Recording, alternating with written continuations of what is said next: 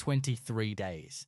That is how much time Canada had left when the calendar reached July 27, 2026. 23 days before a new 50% American tariff was scheduled to land on a significant group of Canadian products: wine, dairy, cement, hockey sticks, selected vehicles, and other goods moving through one of the most integrated trading relationships on Earth.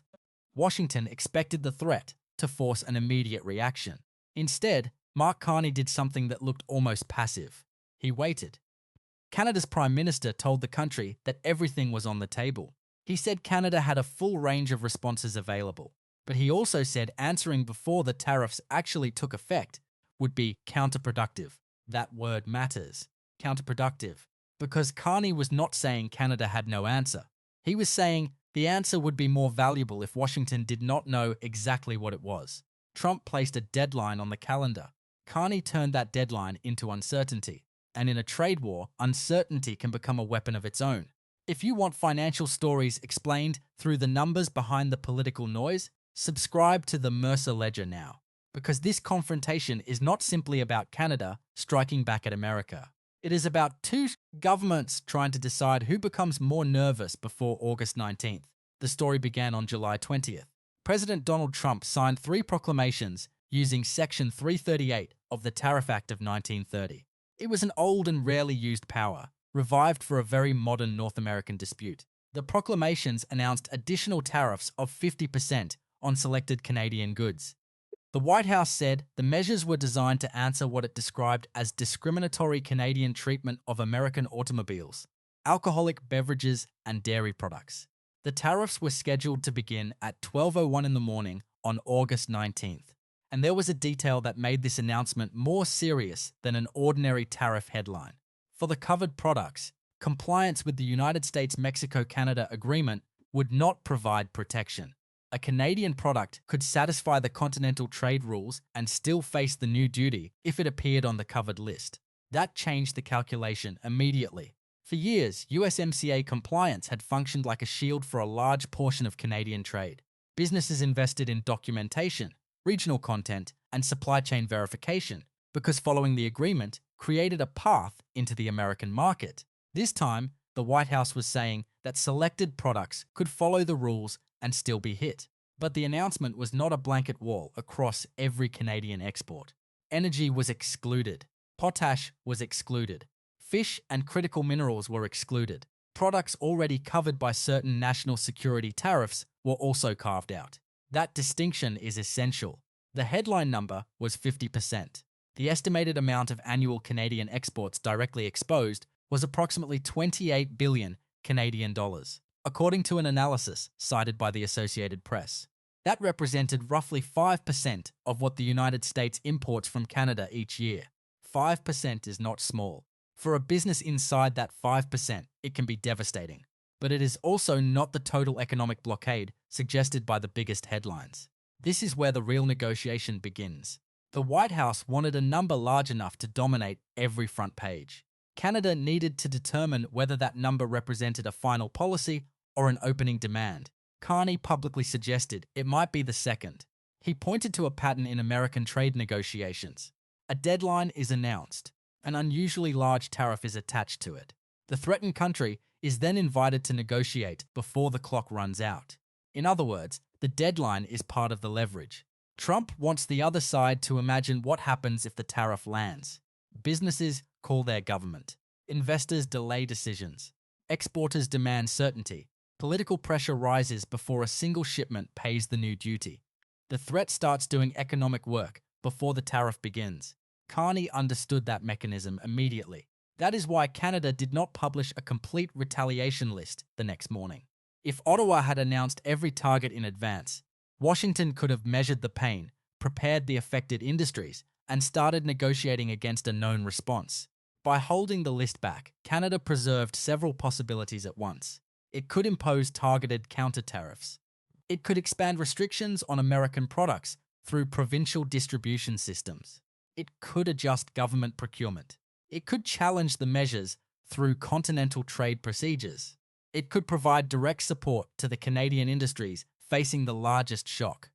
and it could intensify the most important long-term response of all: redirecting trade toward markets outside the United States. None of those choices is free. Every Canadian tariff on an American product can raise costs for a Canadian buyer. Every restriction can invite another response from Washington. Every subsidy costs public money. Every new overseas market requires ports, contracts, transportation capacity, and years of commercial trust. That is why waiting was not weakness. Waiting was an attempt to avoid paying for a retaliation that might become unnecessary if the tariff threat was reduced through negotiation. The economic numbers support that caution. In 2025, the United States still received 71.7% of Canada's merchandise exports. That was lower than 75.9% 1 year earlier, but it remained an extraordinary concentration in a single customer. More than 7 Canadian export dollars out of every 10 still depended on access to the American market. This gives Washington enormous power. Any story claiming Canada can simply walk away from the United States is fiction. Pipelines run south. Railways cross the border. Automotive components move back and forth during the production process. Manufacturing plants in Ontario are connected to factories in Michigan and Ohio by schedules measured in hours, not months. Geography cannot be renegotiated, but concentration can be reduced. And that is where the second set of numbers becomes much more important. Canadian merchandise exports to countries other than the United States rose 17.2% in 2025. Total merchandise trade with non-American partners climbed 14.3%, reaching approximately 553 billion Canadian dollars. At the same time, Canadian exports to the United States fell 5.8%. Those figures do not mean Canada replaced the American market. It did not. They mean the diversification strategy was no longer just a speech. Trade was already moving. The week of Trump's new tariff announcement provided another example. On July 24th, Canada and the United Arab Emirates announced that they had concluded negotiations toward a comprehensive economic partnership agreement. The agreement still needed to be implemented. It would not rescue a Canadian cement producer on August 19th. It would not immediately replace a lost American customer for an Ontario parts supplier. But it sent a signal. Canada was building options while it negotiated with Washington. Carney said his government had signed more than 20 new economic and security partnerships. Each one was individually smaller than the United States relationship. Together, however, they changed the direction of the risk.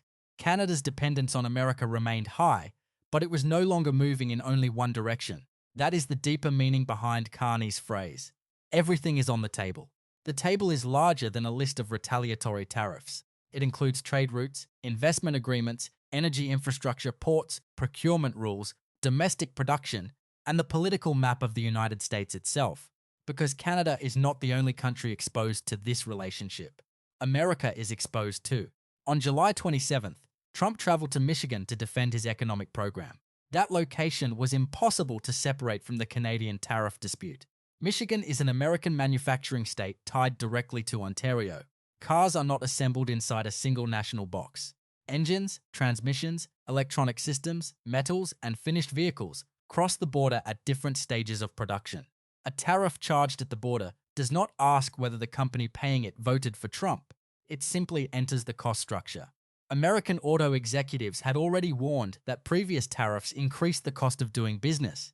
The administration had responded in part by extending rebates on some imported auto parts used by domestic manufacturers.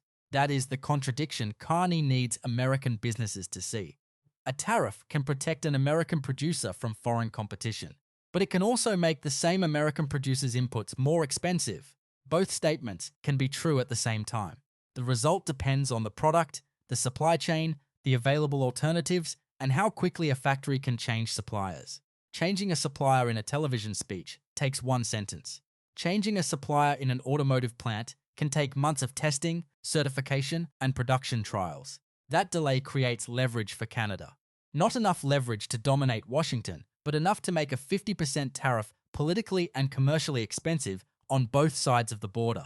The new Gordie Howe International Bridge made the contradiction visible in concrete and steel. The bridge opened between Windsor and Detroit on the same day Trump was visiting Michigan. It was built to move people and goods more efficiently across the busiest international land border corridor in North America. hundreds of millions of dollars in trade pass through that corridor on an ordinary day. Canada and the United States had spent years creating new physical capacity for more commerce.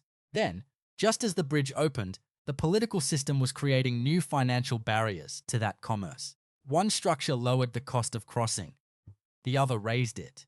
That is North American trade policy in 2026. Carney's challenge was to use that interdependence without pretending Canada held all the cards. Ontario Premier Doug Ford publicly demanded a strong response and said Canada should be prepared to go on offense. When asked whether Ontario could place a surcharge on electricity sold to the United States, Ford did not rule it out. He said the answer depended on where the confrontation went. That possibility attracted attention because energy moves differently from consumer products. American states cannot instantly replace every cross-border electricity flow. Refineries cannot instantly redesign themselves around different grades of crude. Farmers cannot instantly replace Canadian potash at the same price and volume. Washington understood that vulnerability. That helps explain why energy, potash, and critical minerals were excluded from the new 50% duties. The products America needs most were largely protected from this particular round. That exemption was not an act of generosity. It was an admission of interdependence. But Canada must also be careful with those sectors. Turning energy into a political weapon could produce immediate pressure on American states, but it could also destroy Canada's reputation as a reliable supplier. Once a customer begins building alternatives, the relationship may never return to its previous form.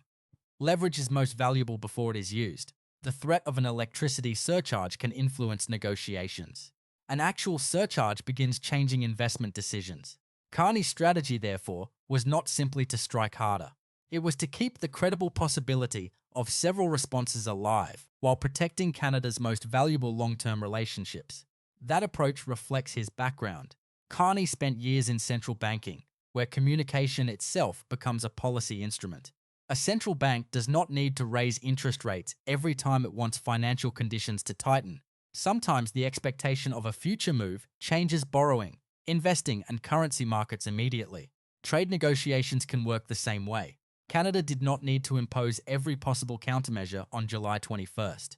It needed Washington, American governors, and affected companies to believe those measures could arrive if the deadline passed. The uncertainty then travels south. An American distributor considering Canadian wine must decide whether to order before August 19th. A retailer selling hockey equipment must decide how much inventory to hold. A construction company using Canadian cement must calculate whether a replacement supplier can meet its schedule. An auto company must model the cost of covered Canadian components or vehicles.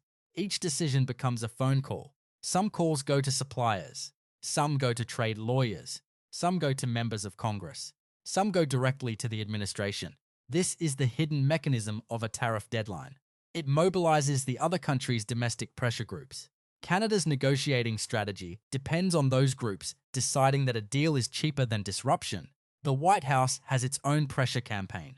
It says Canadian imports of American motor vehicles declined by approximately 22%, or $5.6 billion, between April 2025 and March 2026, compared with the corresponding previous period. It also says Canadian imports of American alcoholic beverages fell by about 81%, or $582 million, after most provinces and territories halted purchases or distribution of American alcohol. Those numbers explain why automobiles and alcohol sit at the center of the new action. From Washington's perspective, Canada already retaliated, and American exporters paid the price. The administration wants Canada to remove measures that harmed those exporters. The 50% tariff is designed to make maintaining those measures more expensive than negotiating them away. This is not a dispute in which one side has pain and the other side has none. It is a contest over whose pain becomes politically intolerable first. Trump believes the size of the American market gives him the advantage. Carney believes the integration of the two economies prevents that advantage from becoming absolute. Both men have evidence. The American economy is roughly 10 times the size of Canada's. Canada sells a much larger share of its exports to America than America sells to Canada. In a prolonged confrontation, that asymmetry is dangerous for Ottawa. But the United States is not a single buyer sitting at one desk. It is a collection of states, industries, retailers, factories, farmers, and consumers. A measure that looks manageable at the national level can become extremely painful inside a specific congressional district or supply chain. Canada does not need to overpower the entire American economy. It needs to concentrate enough political cost in the right places. That is why a future retaliation list, if negotiations fail, would probably be designed politically as well as economically. Ottawa would look for American products with available Canadian substitutes. It would consider where those products are made. It would examine which industries have influence in Washington, and it would try to avoid punishing Canadian consumers more than American exporters. That last part is difficult. Tariffs are taxes collected at the border. The importer pays first. The cost can then be absorbed in a company's margin, pushed backward onto the foreign supplier, or passed forward to the final customer. Who pays in the end depends on bargaining power. That is why the phrase "Canada will hit back" sounds simpler than the decision really is. A poorly designed response can become self-harm. A well-designed response can create negotiating pressure. Carney was buying time to tell the difference. There was also a legal and institutional question. Canada described the new tariffs as a violation of the Continental Trade Agreement. Washington argued that Section 338 gave the president authority to offset discrimination against American commerce. Those positions could generate formal challenges. But legal procedures move slowly. Businesses make decisions on shipping schedules and purchase orders long before a trade panel delivers a final answer. The courtroom can shape the long game. It cannot solve the August deadline by itself. That leaves negotiation. And negotiation is precisely why the 30-day window exists. Carney said Canada had already made detailed proposals to resolve the dispute and modernize the Continental Agreement. He also said there appeared to be willingness among American officials to reach a deal. Those statements were deliberately measured. Canada was not announcing victory. It was not announcing surrender. It was telling markets that the channel remained open. For businesses, that message matters almost as much as the tariff rate. The direct impact of the proposed measures may be concentrated in roughly 5% of American imports from Canada. The indirect impact can be larger because uncertainty changes investment. A company does not have to pay a tariff to be damaged by it. It can delay a factory. It can postpone hiring. It can hold more cash. It can reduce inventory. It can cancel a contract because the future landed cost is impossible to calculate. That is why the next 3 weeks matter. If Canada and the United States reach an agreement before August 19th, the most damaging effects may never appear in customs data, but the threat will still have changed business behavior. If no agreement is reached, Canada will face a decision it has intentionally postponed. Does it match the American measures immediately? Does it target a narrower group of politically sensitive products? Does it escalate through provincial actions? Does it protect affected Canadian companies while leaving the negotiating door open? Or does it combine all four? Everything remains on the table. That phrase sounds aggressive. In practice, it describes strategic flexibility. Carney's real advantage is not that Canada has a secret economic weapon capable of defeating the United States. It does not. His advantage is that Washington cannot know which combination of responses Canada will choose, how quickly provinces will cooperate, or which American industries will begin demanding exemptions. Trump controls the tariff deadline. Carney controls the clarity of Canada's response. One side is using a visible clock. The other is using an unreadable map. The outcome will reveal whether Canada's diversification campaign has created enough room to negotiate without capitulating. The 2025 trade numbers suggest the first stage of that transition is real. The American share of Canadian exports declined. Non-American exports increased sharply.